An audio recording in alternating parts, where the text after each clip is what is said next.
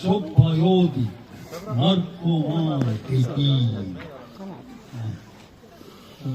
See näitab, kuidas inimene lõpetab, kui ta ei ole õige ja kui tal pole õiget isa, ei ole õiget hajust, õiget sõpra. Nüüd ma pean ikka ära ütlema, teate, missugune mees realiseeris oma märgi kõige kõrgemal tasandil. See oli Teaduste Akadeemia professor, akadeemik Arno Köörna. Tema jättis oma sõbrad, vähearenenud sõbrad, kommunistid maha ja astus vabamüürlaseks Soomes.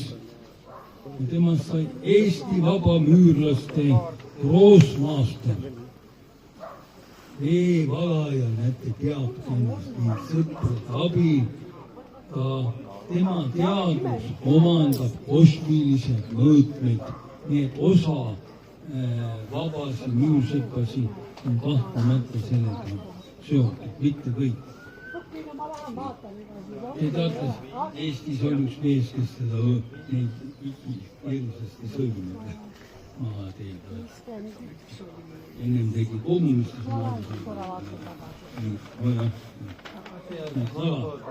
kõik parteid, Veevala ja Kaljuvist moodustavad parteid ja kõik nad teile, valijatele, nad lubavad ju parasiis.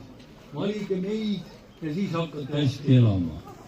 No ei ole nii. Minu käest tihti küsitud, keda me peame valima, et siin elu Eestis hakkaks. Ükskõik keda ja kõik me hakkame olema. Sest miks ma tahan tutvustada teile selgeks teha, et probleem on religioonis kala või religioosmärk. Konstantin Päts oli ju kala 24 veebruar Tõpsuurumajast. Aleksius teine oli ka kala 23 veebruar.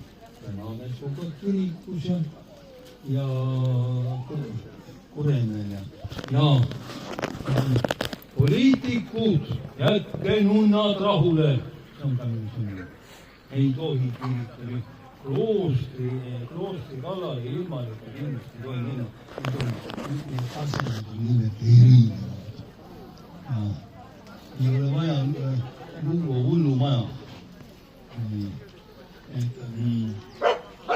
Kalad, nad võivad olla imearstid.